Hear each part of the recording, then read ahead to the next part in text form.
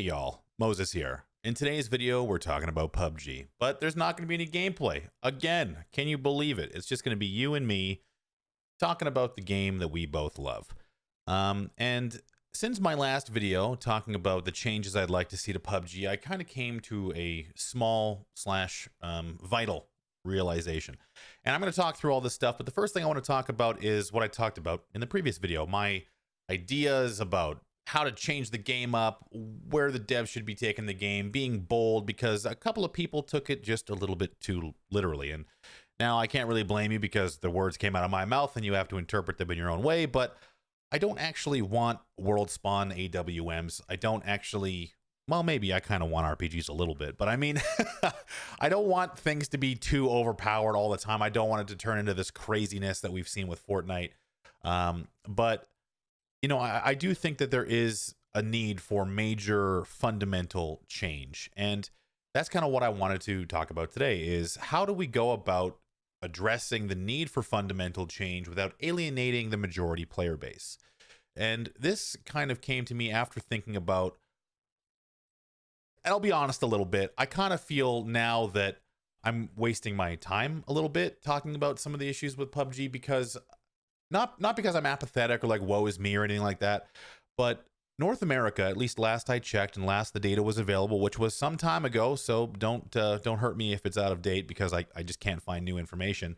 Last I checked, the North American player base represents about 8% of the total player population in the world for PUBG. So it could be a little bit more than that now, it could be a little bit less, but last I was able to check, it was around 8%. That's North America, USA, and Canada out of everyone in the world. And within that player population, 75%-ish of those 8% only play third-person perspective. And I'm talking about total matches, not people, but the total matches of that 8% is 75% of that is third person. Are you following me, or do I need to get a whiteboard or something? I can maybe get one in here. Anyway, and within that small amount of people, the 25% of first-person players, there's people who play solo, there's people who play duo, and there's people who play squads. Some people play duo and squad, some people play solo and duo, but only 25% or so-ish players play first-person perspective at all in North America.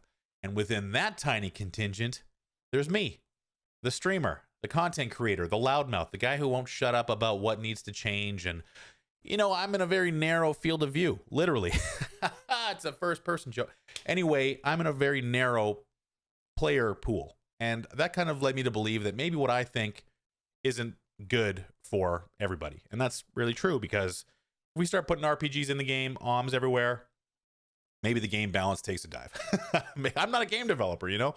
But still, the need for change just kind of bothers me because I play the game nearly every day now, but I need something new, right? So how do I get what I want without, you know, maybe costing PUBG their majority player base?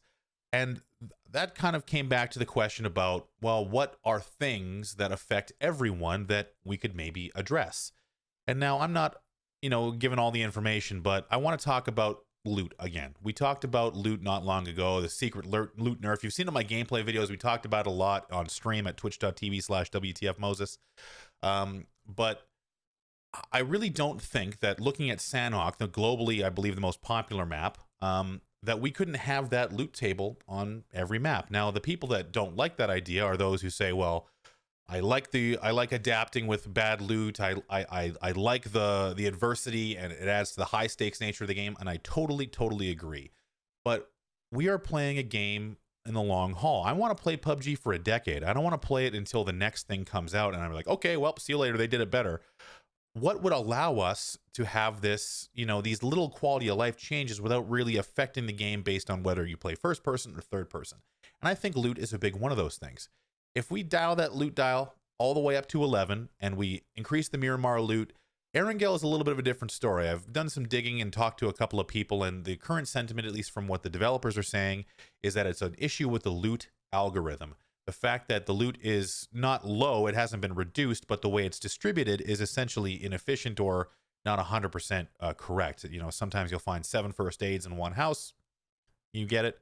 or you'll run through the entirety of Pachinki without finding a single one. So that is the issue, is how it's distributed, and now how to fix that is not up to us. It's up to the developers to kind of come up with a fix with that.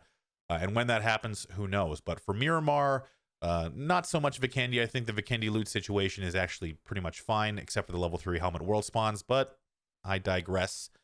Miramar specifically, bring that loot up. The map is clearly hindered by its low loot situation, and I've heard some rumblings that might be happening soon. Maybe. So the next thing that I look at is just the round to round, just the quality of life stuff, which is reducing the lobby wait time. And now PUBG is still a graphically and computer intensive game. If you've got even a medium grade PC, the game doesn't run that well. So sometimes it takes a little bit extra to get people into the lobbies, but I would like to see that once everyone is loaded in, that 90 players start the countdown. There's still going to be another 25 seconds of players getting into the plane, that kind of thing. Maybe increase the speed of the plane if we're not going to reduce the lobby wait time. Maybe the plane can travel faster across the sky, giving people a little bit less time to worry about where they're dropping. Maybe it adds to the intensity, the high stakes. We have to just make the round-to-round game, the round-to-round wait just a little bit shorter. We have to increase the loot in the early game, because what I think about is the player who has like 2 or 3 hours a day, maybe, or a week or a month to play the game. If you're that guy who's got maybe a couple of kids, or you're that girl who's got a full-time job and you're rushing around trying to get everything down, it's Wednesday night, 7 o'clock, you can play until 9, you sit down and play some PUBG, and the first game you jump out on Erangel, you're running around Rozhok, and all you can find is a pistol, and you get killed by some guy with an AR, or you get shotgunned or whatever, or you're running around Pachinki for 15 minutes, slinking from house to house. You're taking your time, you're being tactical, you're using the perpetual red zone, the sound is deafening, all you can hear is bombs, you're running around, you grab that, you finally find the thing you're looking for, the helmet, the vest, the backpack, whatever it is, you run into the street, and you're immediately killed by the red zone, because it literally will not stop if you're in Pachinki. 15 minutes down the drain, and you have to start again. And all of a sudden, that 15 minutes turns into 30, into 45, an hour. You get that one good game, you make it to the top 15, 26 minutes have elapsed, and you die to a sniper shot or whatever, and all of a sudden it's 8:30, and you think to yourself, what have I done? What have I accomplished in the last hour and a half? Have I had a good time?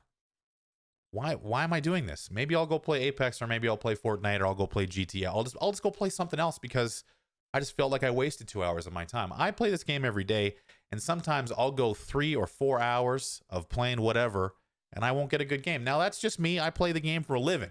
I'm lucky. I'm blessed to be able to do that. But the casual player base is eroding. We can see that. I mean, North America no longer has the ability to select maps. Europe still has it. But that really speaks to what feels like this slow erosion of not just the North American first-person player, but just the player base. It just feels like we're slowly fading out. And this is a hyperbole. I don't have the data. I don't know 100% what's going on. I just kind of have to look at how I feel and try and take in what you guys tell me in the comments every day, and try to figure out what can we change. And loot and lobby wait time are two easy ones in my opinion. But the problem kind of balloons from there. The North American competitive landscape is becoming smaller and smaller. Players are leaving the game, and they're not being replaced by new players coming up through the ranks, because there simply is no way to determine, looking at the leaderboard, who's actually good, because the competitive leaderboard isn't competitive. It's how many games you've played, how many hours you've played. There's a guy, we talk about it on stream all the time, this guy named Schwunder. Shout out to Schwunder. The guy has he was like 8th in the world on the leaderboard, and he played 5,000 matches or something crazy like that, and his total damage, average damage per game, was 8 or 4 or something. It was less than 10.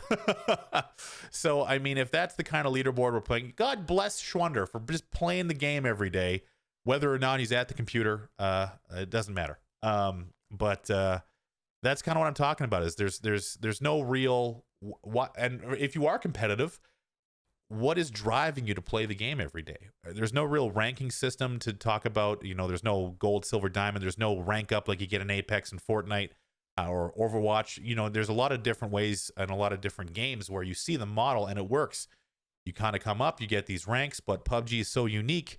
How do you measure success? And measuring success around the different player base is obviously something that the developers struggle with, I struggle with, and that kind of goes back to the loot talk. You know, some people like playing that survival style, some people like playing that action style. But I don't know how we fix that, but we need to have it. We need to have that incentive, that round to round incentive, whatever it is that makes you want to keep playing. World of Warcraft is huge right now. Do you guys remember arenas? You know, that night where you have 1850 rating, you're going to 1900, you're going to get that gear, whatever it takes. You play 2 games, you win, you're right on the precipice, you're like getting 10 rating each, and all of a sudden you lose the game. You're like, nah, shake it off, it's going to be fine. And then you use another game, and you're like, oh my God. And then all of a sudden you go on like this horrible downslide, and you're freaking out, and you quit the game. And the next morning you wake up and you say, today is going to be different. We're going to 1900. That hook is something that PUBG has inherently. That excitement is there, but we need to quantify it. We need incentive. We need reward. The mastery system was great, but it's just it's a surface level fix. And shout out to Brian Corrigan and everyone who's working super hard on the game. I'm at a rough place right now. I don't want to get into the bugs and the QA issues that have been affecting PUBG for so long. I don't want to be negative. But as a game player, as a video game player, not a community member, not a caster, not a streamer, as just a guy who likes video games, I'm really struggling right now to find that fire, that drive. Now, maybe it's the hours I've put in, but I love this game. I love this game. I love the people in the community. I love the people watching these videos.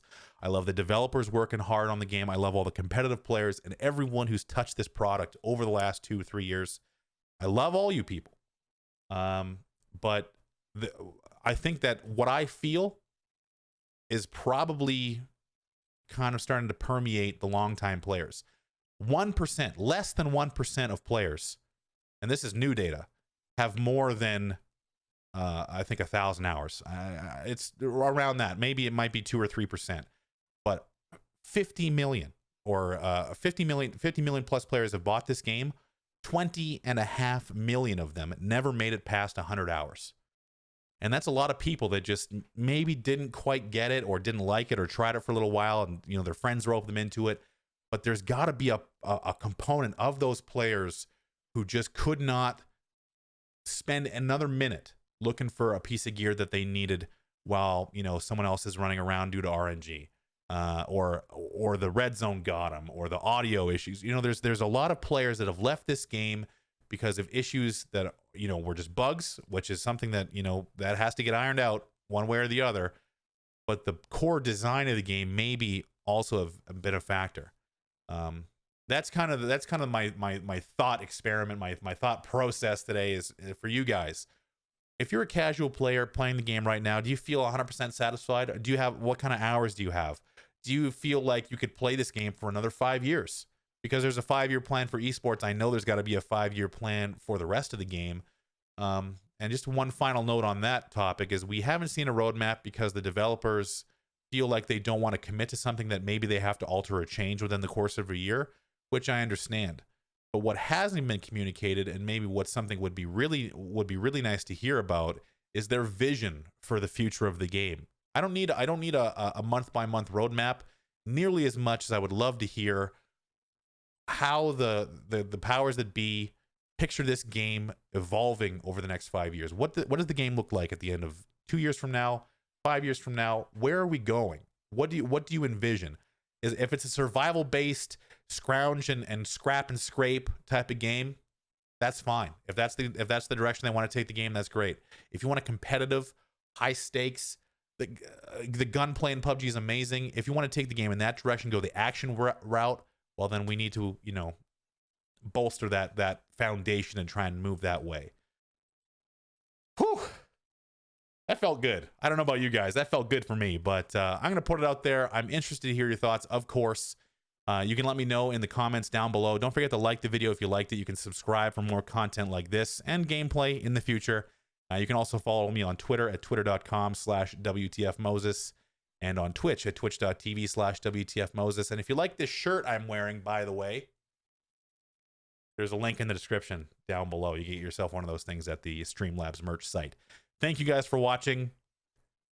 Until next time, I'll see you out there.